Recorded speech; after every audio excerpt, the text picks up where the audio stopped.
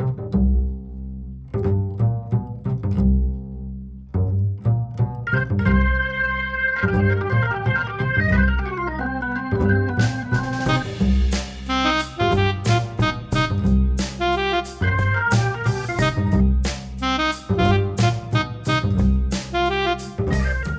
and welcome to Citation Needed, the podcast where we choose a subject, read a single article about it on Wikipedia, and pretend we're experts, because this is the internet and that's how it works now. I'm Noah, and I'm going to be this week's code master. April will probably cheat somehow, but I won't be able to do this without the help of a few Cryptonomicon artists. Nice. First up, possibly the only two people who are going to get that joke, Heath and Cecil. Okay, Neil Stephenson invented the fucking blockchain, and I still love him. Like, really good books. I'd corner him at a party and talk about crypto. I would definitely do a line of Snow Crash with him. Not Neil Gaiman, but him. Yeah, for sure. That's fair, yeah. And also joining us tonight, two men who are still pissed the Army wouldn't hire them as pig Latin wind talkers, Tom and Eli. That's right. It turns out I'm more of a wind breaker than wind talker anyway. Oh, there you go. It's fine. And I huffed all those pig farts for nothing. So I'm very confused as to what the requirements were. And before we get going, I want to take a minute to thank our patrons. Patrons, without you, I wouldn't be able to afford to thank you. That shit. If you'd like to learn how to join their ranks, be sure to stick around to the end of the show. And with that out of the way, tell us, Heath, what person, place, thing, concept, phenomenon, or event will we be talking about today? Sabotaging Nazis, Noah. Just opera of nothing. I thought we could talk about that. I don't know. In particular, the Department of Sabotaging Nazis that we had during World War II called the Office of Strategic Services, or OSS. That was in the past when the Nazis were the bad guys, right? I just want to... Yeah, no, that's confusing. It's tricky. So what was the OSS? It was the intelligence agency officially started in 1942 to sabotage the Axis powers by conducting espionage and various forms of trickery. This was the precursor to the CIA. Before the creation of the OSS, different branches of the military and the government were doing the intelligence work independently without a single coordinated group. We had intelligence work happening with the FBI, the Treasury Department, the Signal Intelligence Service of the Army, and the OP-20G of the Navy. And we also had MI8, which is better than MI6 in the UK by 2 MIs. And that was our precursor to the NSA. But MI8 got shut down in 1929 by Secretary of State at the time, Henry Stimson, because, quote, gentlemen don't read each other's mail. So once we entered World War II, we decided to get an official unified spy team. Oh, sorry, everyone. It turns out some gentlemen are gassing the Jews. Back to the meal we go. Yeah, right. Pretty much. Right. Yeah, we got to make rules around war. Things get really out of hand, like a war could break out. No, yeah, I hear that. There you go. So here's how the OSS got started. At some point in 1941, William Stephenson, a senior British intelligence officer for the Western Hemisphere, met with President Franklin Roosevelt and explained that our disorganized collection of spy stuff was fucking stupid. So Roosevelt called up a decorated World War I hero and genuine crazy person named William Wild Bill Donovan and told him to create a unified national intelligence agency.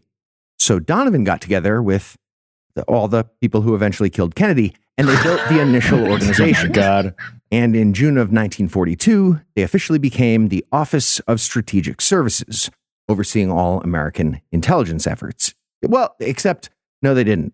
The FBI was in charge of all domestic intelligence, plus all of Latin America, too, because J. Edgar Hoover was an asshole about it. And the Army and the Navy both continued doing their own things separately. But Dad said you had to play with me. Sorry, circling back, I feel like you automatically win every argument in every bar when the title on your business card says Senior Intelligence Officer for the Western Hemisphere. Yeah, that's a pretty sweet title. Okay, now, granted, we still have some amount of disconnected intelligence work even now, but we have Tulsi Gabbard overseeing the whole thing, so it's all good. It's all good. We're not going to, group text a journalist about, really sensitive. You will. Yes, you will. Well, despite the lack of centralized control in the early 1940s, the OSS got plenty of work done during the war. And Wild Bill made some interesting hires along the way for his organization. Instead of your typical military types, he put together an eclectic bunch from all different fields, and he called his team the Glorious Amateurs. Yeah, that's not a comforting name for your spy team there, Wild Bill. Yeah. No, they got some stuff done, but it's a weird name. Some notable members of the OSS include eventual world-renowned chef Julia Child. Huh. Weirdest imaginable fact. Yeah. I was so excited when I saw that. Genuinely. Also, actor John Wayne, singer Marlene Dietrich, author John Are Steinbeck, they going to Broadway? architect Eero Saarinen, Okay, maybe not. retired baseball player Mo Berg, Now it's weird. who is definitely going to get his own episode, future Supreme Court Justice Arthur Goldberg, and NFL football player turned pro wrestler Jumpin' Joe What is Savaldi. happening right now? Yeah, eclectic bunch. Jumpin' Joe had a sweet signature finishing move, the flying dropkick, which he claims he invented. That is disputed. I can't believe Inglorious Amateurs started out as a humble pilot episode called Fox Force 5. That's really amazing. Yes, no, this sounds like the B team, right? Like the fucking spin-off or something. Jesus. So the OSS was up and running with their weird team. And of course, Wild Bill Donovan wanted sweet gadgets for doing spy stuff. So he set up the research and development branch and hired a mad scientist from Boston named Stanley Lavelle to be in charge. Donovan referred to Lavelle as Professor Moriarty and told him to start inventing, approximate quote, cool stuff like in books and the movies, like weird gadgets and shit. One of the first inventions was a new version of a grenade. Instead of pulling a pin and then, waiting forever until the grenade finally explodes, Lavelle invented the Beano grenade that explodes on impact. What? Those are bombs, Stanley. Yeah. I knew it was a thing. I kept saying. Didn't I say? I said, how has nobody thought of this? And he was like, I don't know. And it was we were just going. We were going and going and going. So the Beano grenade had its pros and cons. In terms of ergonomics, pretty good. Instead of the old pineapple shape, it was just a metal baseball full of TNT. And they stuffed it with enough TNT to have double the explosive force of the typical grenade. So good stuff. However, there was a setback during its final field testing. One of the engineers doing the testing tossed a Beano in the air and then caught it, which What? led to blowing himself up. That's The Beano got approved for combat. Okay, well, I think we can all agree that Chris deserved to die, right? Let's not let Chris's death kill a good idea as well. Thank you. guys. Yes, appreciate fucking it. hell. Did he throw it up and do that thing you do with an apple where you knock it off your bicep and catch it again? Did he do one of those? He actually knocked off the bicep. Yeah. The OSS gadget department also invented several sweet spy guns. That includes a pen gun, a cigarette gun, a neck dart gun with a very long barrel, and a single shot gun attached to the back of a leather glove Oh my God. that was activated is- with a plunger by punching the target. Punching. I What? just want to throw it out there. I feel like if you can punch your target without suspicion, you can also shoot them without suspicion. No? Yeah, Almost certainly. Yeah. I'm trying to figure out what problem this solves or what it is made to solve for. Like, hey, it would be great. Let's build a gun without the pesky disadvantage of being useful for anything guns are good for. Right, this is like, you would be better off having the power glove. This is the dumbest fucking thing. You could just hold a regular gun. Yes. Why is it built wrong? I tell you what, Mr. Hitler, I'll Rochambeau you for it. The problem with a gun is that you don't have to be right up on a motherfucker to use it. What? I guess it's for you get disarmed, but like if the person knows risk control, they're going to risk control your punch gun too. I feel True, like they're going to true. take your punch gun if they're disarming. Aha! Oh, you took that too. Okay, so they also built an umbrella gun that the inventor was very proud of.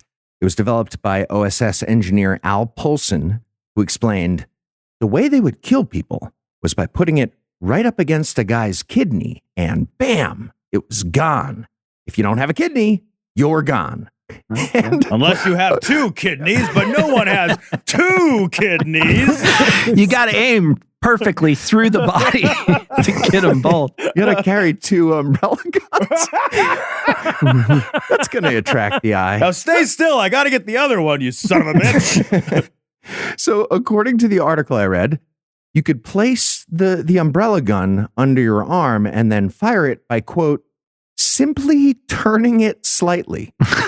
So like the punch gun, it has the versatility of a gun with the limitations of a knife. That is amazing. Yes. Right. Well, yeah, and if there's any word you look for in a triggering mechanism, it's the word slightly. Am I right? Jesus Christ. Like the bomb Plus, they made now you got, earlier. like, one under each arm to get each kidney. You're going to turn one by accident. Windy day, you blow the shit out of some guy walking behind you. Right. Seems dangerous. Ah, Nick, I'm so sorry.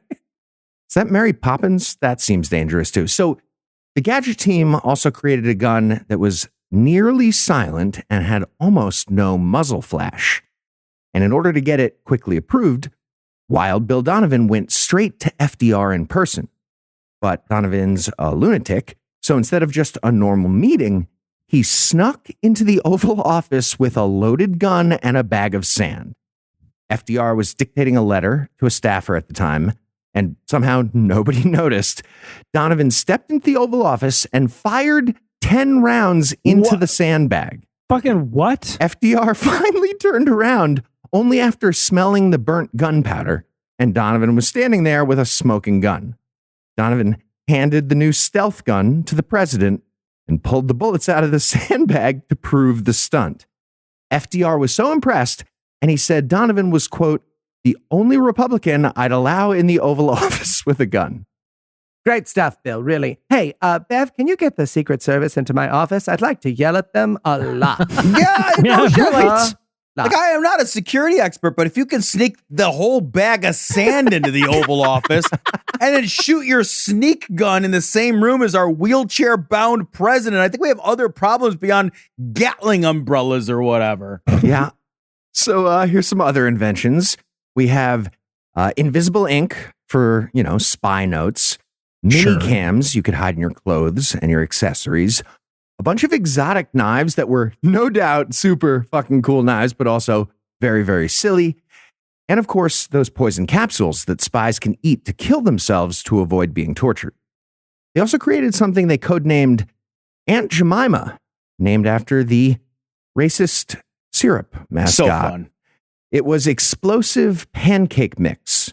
According to the National Archives, it had to be undetectable, safe to transport, and able to be baked into normal bread, biscuits, or muffins. Oh my God. Kind of weird they didn't mention pancakes there. Regardless, they disguised the explosive powder in bags of flour to get it through Japanese checkpoints, and they gave it to resistance fighters in China. I'm sorry, the requirements that it's undetectable and can really bake into biscuits and muffins, that seems prank-based. Right? Like, what the fuck are you thinking? Not enough gluten. Back to the drawing board. Yeah. Yeah, if that guy didn't die from throwing the grenade up in the air, he would have died from a pancake thing for sure. Yeah. You're right. So the Gadget Lab also created something called the Hetty, named after the actress and inventor Hedy Lamarr. The Hetty device was a small tube that agents could drop into a trash can to create a big diversion. When the Hetty got activated, it would make a loud shrieking sound and everybody around would panic. According to mad scientist Lavelle, that's just like how everybody would panic when the beautiful Hedy Lamarr was around. And this was another gadget that Wild Bill Donovan decided to demonstrate in person to the higher-ups. This time, it was a meeting with the Joint Chiefs. At some point during the meeting, Donovan dropped a Hetty into a trash can when nobody was looking, and then crazy loud noises started happening in a very small room. Why did it do every demo as a surprise? I don't know. Right? Just explain it. But according to Donovan, when he did that, I saw 2- and 3-star generals clawing and climbing to get through the room's single door. After the meeting, he pulled aside Stanley Lavelle and said, "Hey, Professor Moriarty, we overdid that one, I think." One of the generals is like, I normally only hear the screams of children in my dreams. Ah, yes, the famed quiet of war interrupted by an alarm clock or whatever that sent the nation's finest into a panic. The OSS also worked on a bat bomb project. Bat bomb.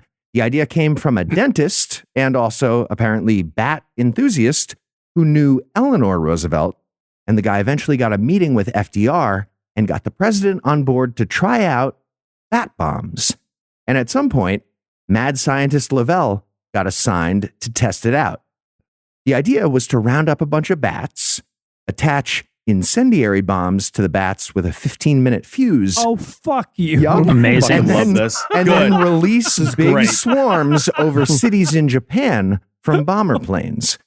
The drops would happen during the day, so the bats would fly out, and their nocturnal instincts would make them immediately look to roost inside buildings. And with lots of wooden structures in Japan, the cities would go up in flames all at once. That was the theory. Nope, Moriarty, I clearly said bath bomb. You wrote it down wrong, okay? Bath. So Lavelle looked into the bat bomb idea, but he did not like it. Apparently, he tested it with bombs that were way too heavy, and a giant plane load of bats just fell straight down. Jesus Christ. Well, and then exploded. Right? That's very important for the visualization. They just all drop it. Everybody's like, oh, damn it. And then it's amazing. But, the Air Force, on the other hand, was all about the bat bombs. They did a big test run at the Carlsbad Air Base in New Mexico, and it went also very badly. A bunch of the armed bats roosted under a fuel tank and set the entire facility on fire. Were they hoping the bats would have heard the plan and would fly to Japan? I don't understand. Well, General, it turns out that bombs distributed, check notes, completely randomly is not actually a great idea. So, following the very bad test run, the Air Force handed the project to the Navy. And the Navy had the Marine Corps run another big test without a giant fuel tank in the area this time. They made a model Japanese village, and the bats did a surprisingly good job. According to their findings, regular bombs would create 167 to 400 fires per plane load, but a plane load of bats would create 3,625 to 4,748 fires. Jesus Christ. I don't know how they got those exact numbers. So the Bat Bombs project was a go. Fucking Adam West kicks down the door. Damn it, guys, that name is taken. But in the end, the bat bombs never got used. Right around the same time as the final testing, we invented something else for attacking Japan that seemed a little more effective. By the time the bat bomb project was scrapped in 1945, we'd spent the modern equivalent of $34.9 million on firebombs stapled to a swarm of bats. Jesus. All right, well, I feel like everybody needs a minute to reflect on how weird it is that we actually ended up winning this war. So we're going to pause for a quick break and a little apropos of nothing.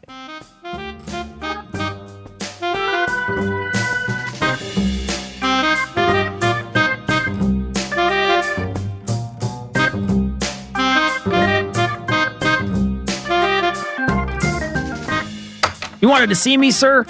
Yes, Brigham, come in. Shut the door, William. Yes, sir. You know Wild Bill from our new office of OSS. Yes, sir, of course. Hi. So look, I know you boys in the Army have been working on a way to take out Mr. Hitler over in Germany for a while, so I brought in Bill here to lend you a hand. That'd be great, sir. So tell us, Brigham, what has the issue been? Well, sir, Hitler, he keeps a tight circle. Frankly, it's hard to get someone close enough to assassinate him. Assassinate him?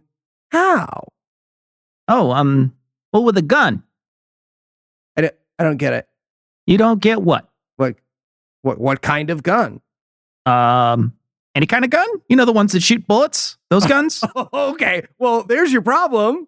Yeah, I was going to say. Right. I'm sorry, sir. What's the problem? Okay. Have you considered an exploding muffin?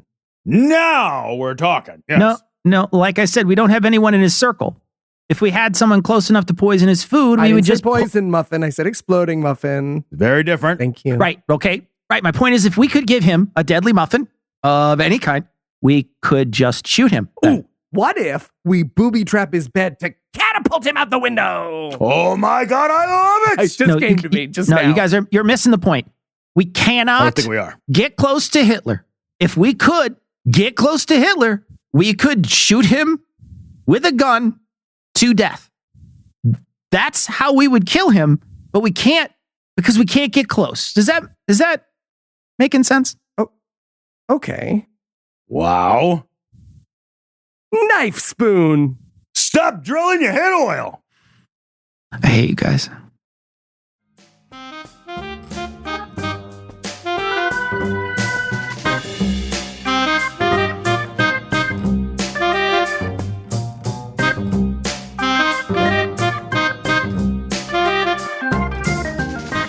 And we're back where we last left off. Wild Bill Donovan was just one Acme shipment away from winning this damn war. So where does that take the story next for us, Heath?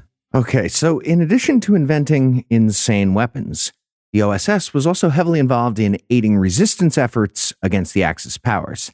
And in order to make that happen, they wrote a book called The Simple Sabotage Field Manual. It's all about how a civilian can sabotage whatever office they're working in, mostly with low-level japes that can't really hurt anyone or get you in big trouble.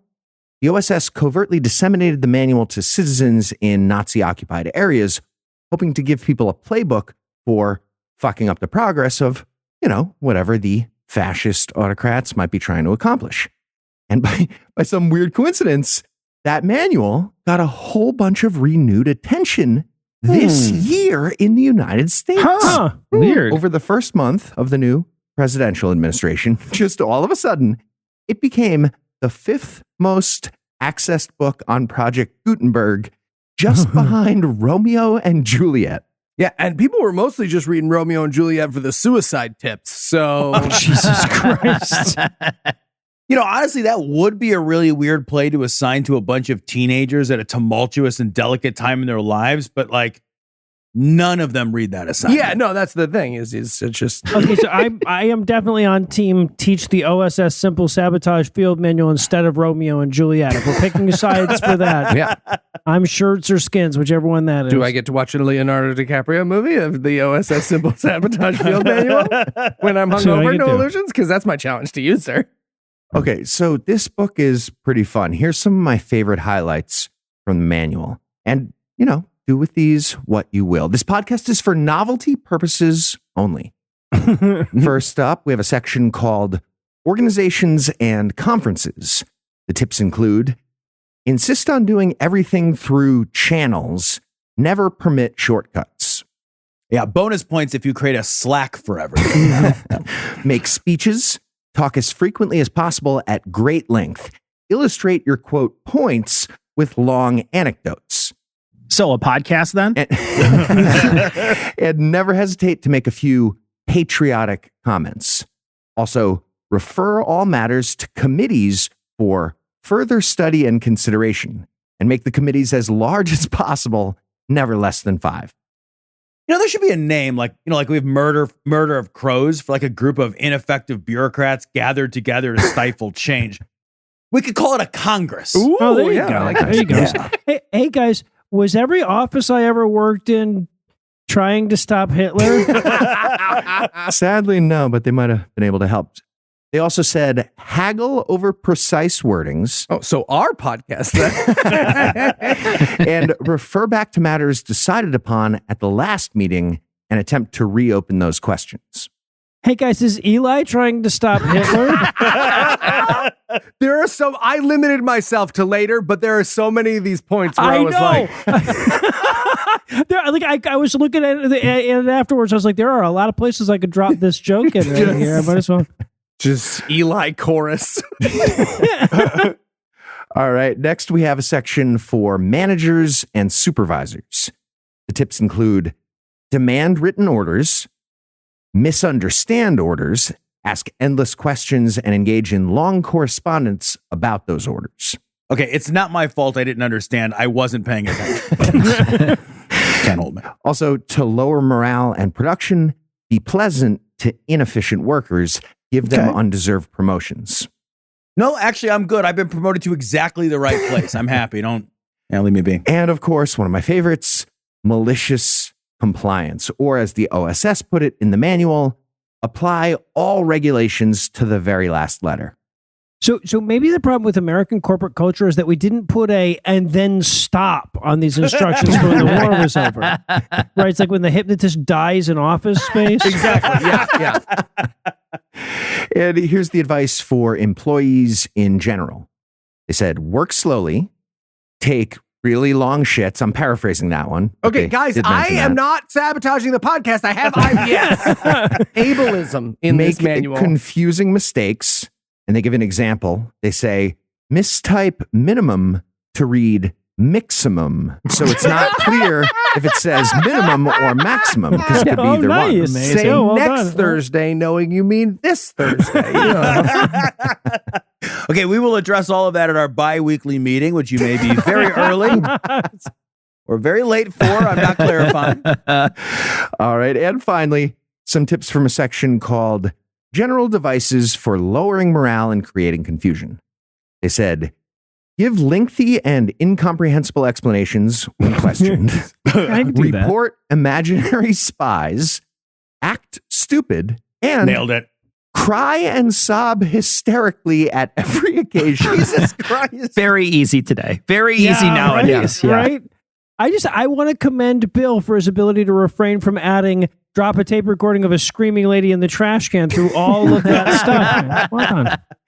So the field manual had some great ideas for the average person to fight back against an evil regime. But one guy took it a step further with his own sabotage ideas on a grander scale. So he deserves a quick mention. That would be Pierre-Jules Boulanger, the president of the French car maker Citroën. When the Nazis took over France, they forced him to make trucks for the German army.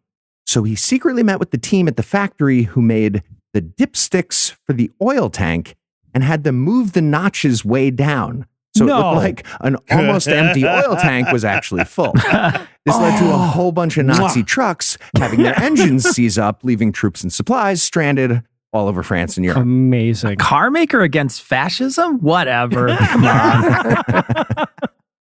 It's weird because Cybertrucks simultaneously have no dipstick and yet all share the same one. It's true, yeah.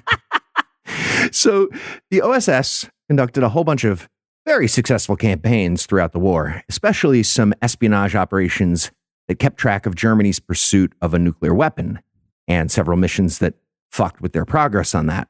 But while Bill Donovan wasn't satisfied with just winning in the standard ways, he was all about demoralizing the Nazis too. Love it. And OSS officer Barbara Lowers pulled off one of the best operations. She set up a network of saboteurs called the League of Lonely War Women. The target was homesick Nazi soldiers and their morale. Lowers and her team disseminated thousands of leaflets all over the front that said, any Nazi soldier who wears a red heart pinned to his lapel will get approached by horny German women in your area. And the belief in lonely war women would make Nazi soldiers worry that their wives and girlfriends might be doing the same thing and might be part of that team. And that brings us to one last project from the OSS, the shit smell weapon. Huh? What? Yep. This is a real thing we did. The OSS spent 2 years developing a chemical compound that would demoralize enemy commanders by making them smell like they shat themselves. For real.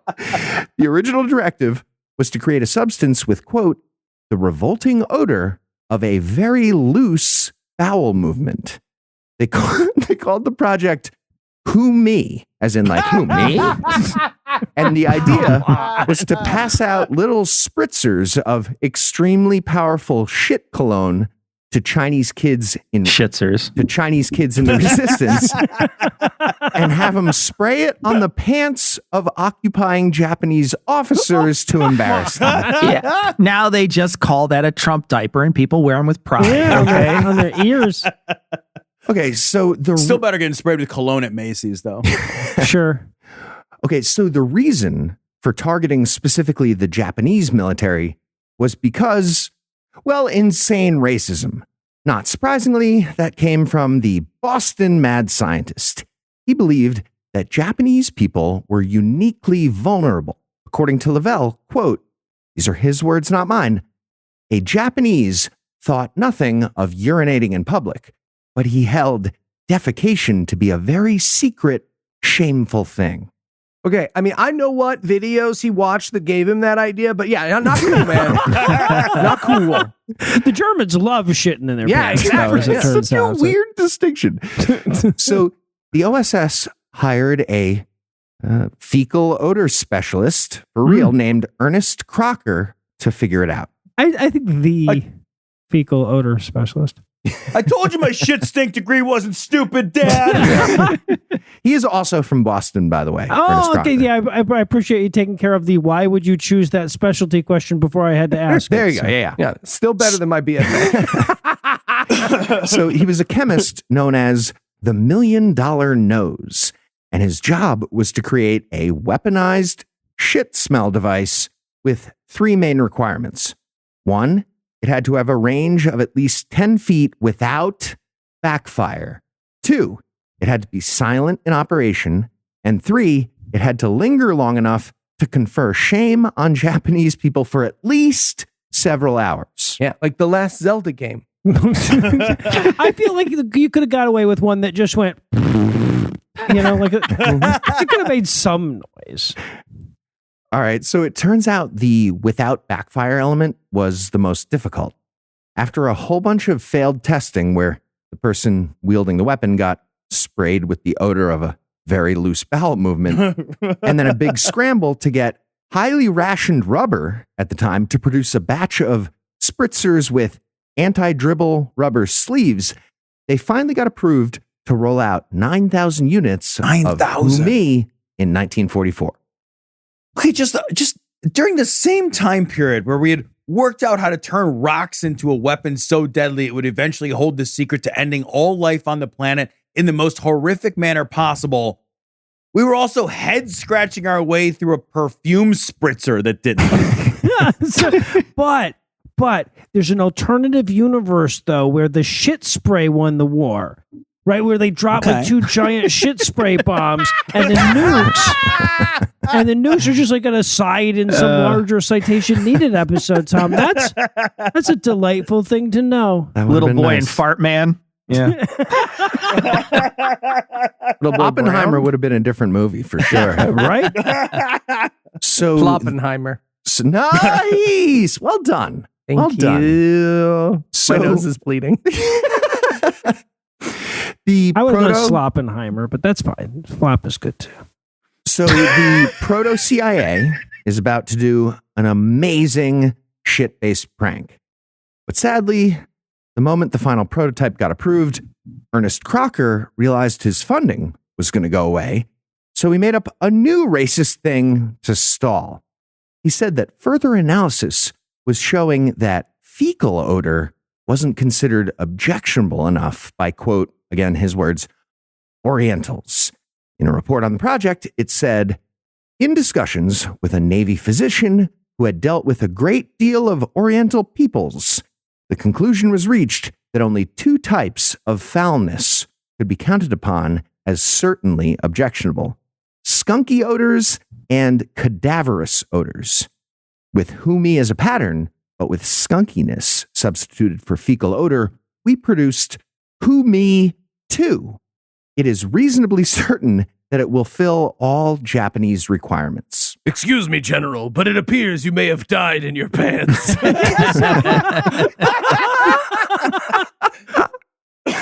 At least you can't call it Who Me anymore. You got to change the name. Yeah. Like a commander that smells like a dead body. That's like, Valorous or something, probably. Weird. But once again, none of the poop smell weapon got deployed because the war ended. And it was fucking stupid either way. And sadly, the story of the Department of Nazi sabotage ends on September 20th, 1945, when the OSS got dissolved by President Truman. But then in January of 1946, Truman realized that spy stuff is fucking awesome, and he created the Central Intelligence Group, which officially became the CIA in 1947. and they've been doing nothing but good work for the whole world ever since. And if you had to summarize what you learned in one sentence, what would it be? Sabotage Nazis. Oh, there you go. There you go. And are you ready for the quiz? Ready. All right, Heath. It's obvious that Who Me is a terrible name for the shit yourself spray. What should it have been called? A, the shit spritz. Nice. B, the shark dart. Nice. C, These are good. That's excellent. the crap trap. All right. Or D, Who Me? Okay. Pretty solid all around. I like the shark dart the best. That is correct. Okay, Nice. Heath.